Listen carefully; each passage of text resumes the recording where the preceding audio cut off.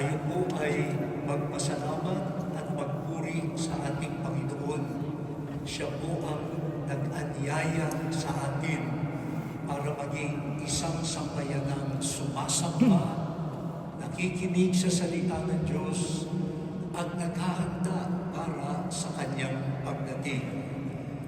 Nagpapasalamat po tayo sa ating chaplaincy at sa ating pong dalawang ambassadors na ngayon ay narito sa ating piling. Salamat po.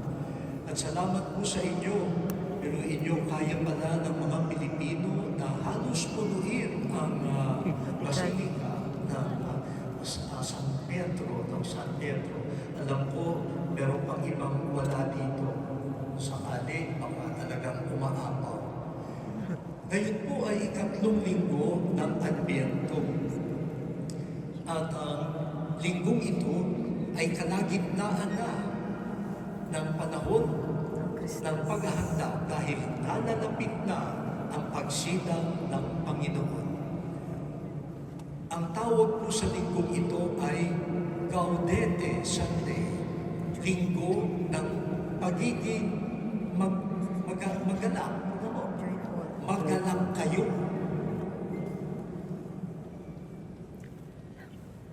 Magmukha naman kayong nagagalak.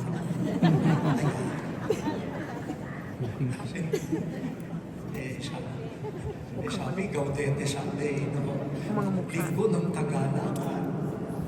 Kahit na medyo maginaw. Magalak. At sabi nga ni San Pablo, magalak kayo. Tulog sa magalak, tulog. Magalak kayo lagi tuwing. Hindi magalak paminsan-minsan. Hindi magalak kapag nakukuha ko lang ang gusto ko. Kundi magalak tuwina sa Panginoon. Yung magalak paminsan-minsan ay medyo mahirap na nga. Pero yung magalak lagi tuwina sa Panginoon ay isang biyaya. Kaya hilingin po natin yun. Paano, katulad ng tanong ng mga tao kay San Juan Bautista sa Ebanghelyo, ano ang dapat naming gawin? Tanungin natin ang Panginoon, paano kami magagalak tuwina? Ano ang dapat naming gawin?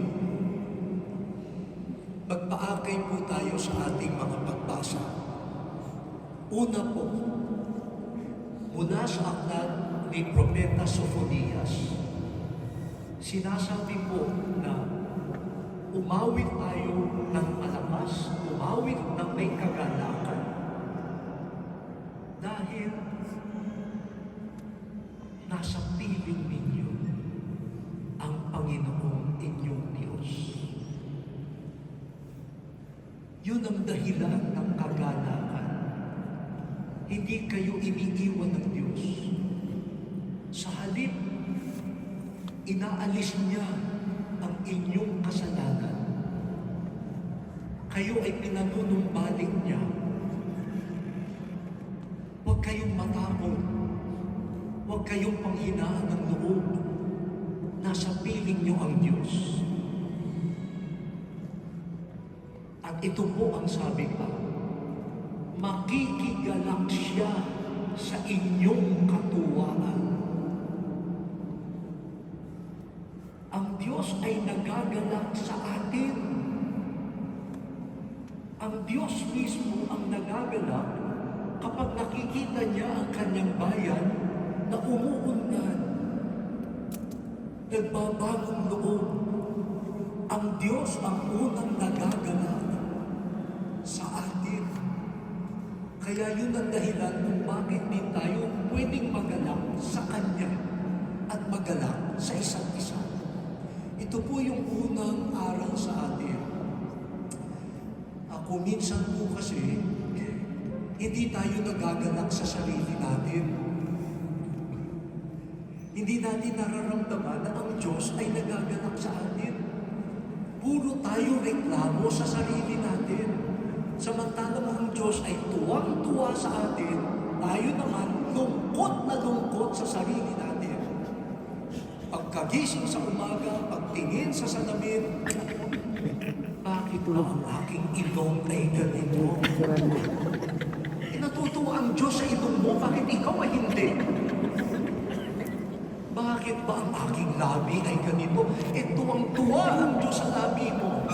Wala na siyang nakikitang labi na katulad mo.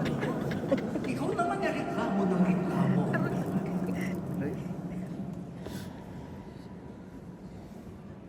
Ang Diyos ay nagagalak sa atin. Mahal tayo.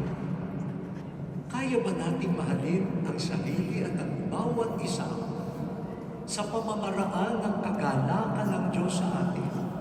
O tayo dito, ngayon magkakasama, baka naman pagkatapos ng misa, hindi na nagagalak sa isa't isa. Pagkatapos ng misa, sabi, uy, nakita mo sila doon? Sino na naman? Magalak ka. Ang Diyos nagagalak sa kapwa natin. Magalak tayo sa kanila, sa diwa ng Panginoon. Yun ang una. Yung ikalawa, sabi ni San Pablo, magalak kayo sa Diyos tuwina. Huwag kayong mabalisa. Huwag kayong mabalisa. Doon nga po sa English, ward off all anxiety. Ngayon nakikita natin noon, sabi nila, ang daming tao na merong tinatawag na parang anxiety attacks. Minsan bata pa, meron na raw mga parang anxiety disorder. Ang sabi ni San Pablo, yan ang kalaban ng kagalakan sa Panginoon. Yung pagkabalisa, yung ang dami mong takot, na kung minsan, pag tinignan naman, ay baka tayo na lang ang nagpapalaki. At ikaw ay laging ninenervyos. At kapag hindi mo nakuha yung gusto mo, lalo ka nang natatakot, lalo ka nang ninenervyos. May mga tao, may mga sitwasyon na ang tingin natin ay panganib, threat.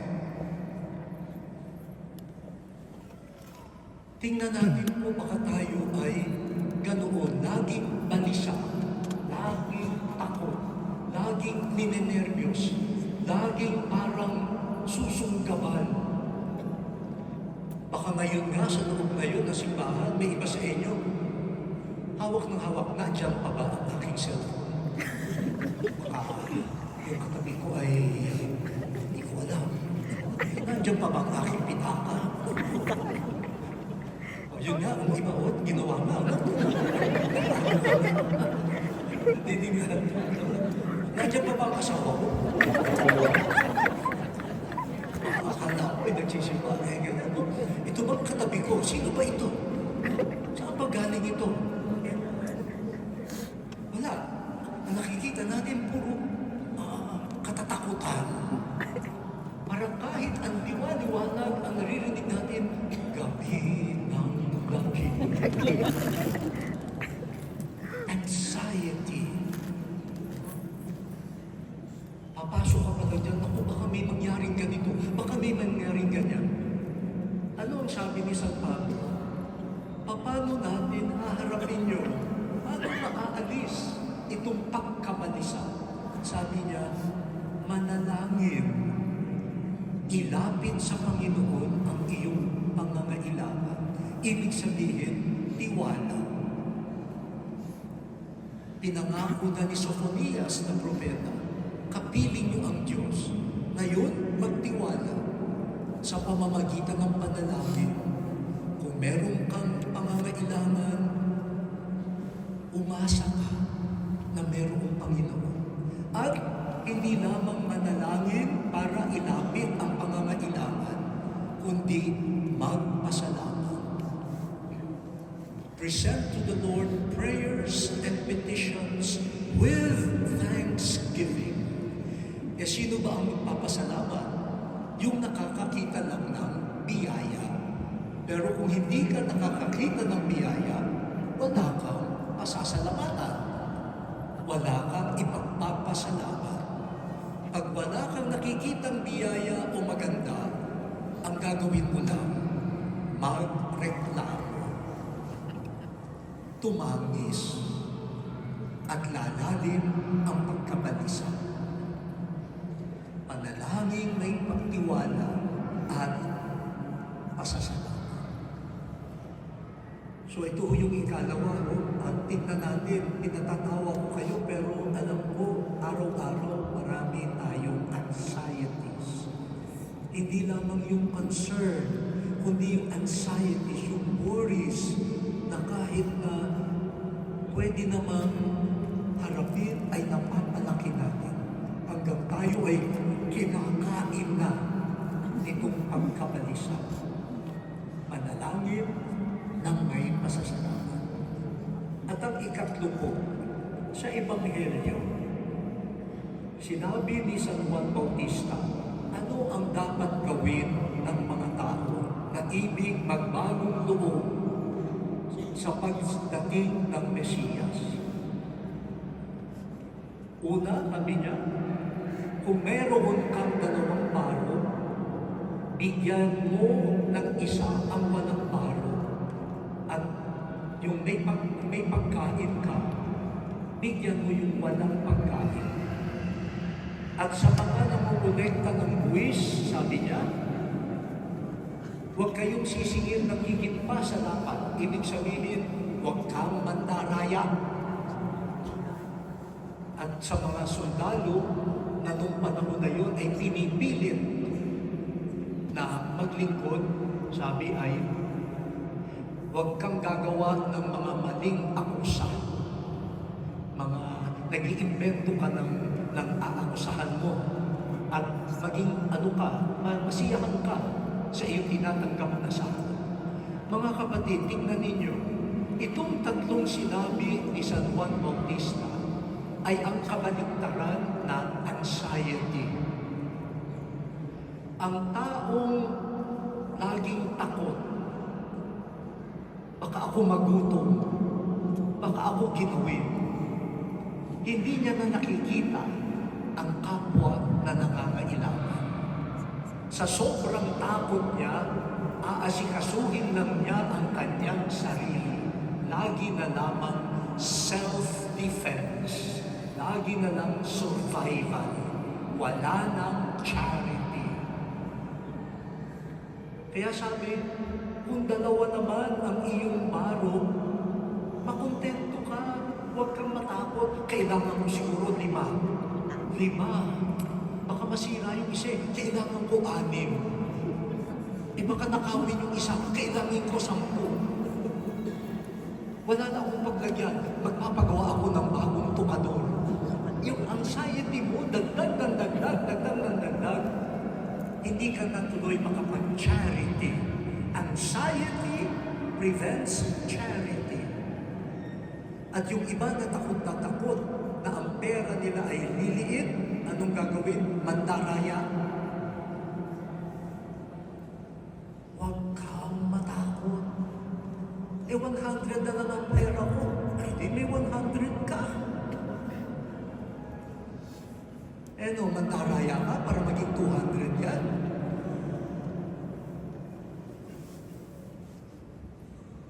Mangingikil ka. Maghahangad ka ng hindi iyo. Pag yan ang nangyari, lalong madadagdagan ang anxiety. Mga kapatid, siguro lahat naman tayo makakapagsabi, kapag nakagawa ka ng mabuting gawa sa kapwa, mayroon kang kagalakan. May ibang kaligayahan na natatanggap ng iyong puso.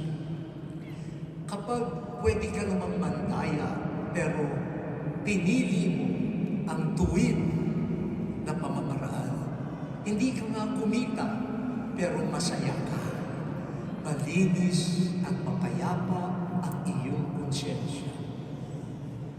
Kaya mo sanang kikilan yung kapwa, pero hindi mo ginawa. Sa puso mo, meron kang kaligayahan.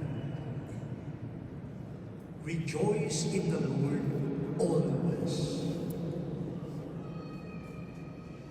Sana po,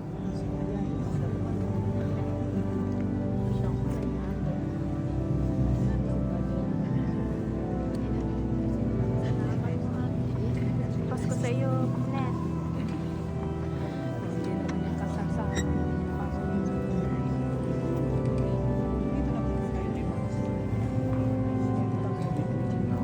Pansin mo.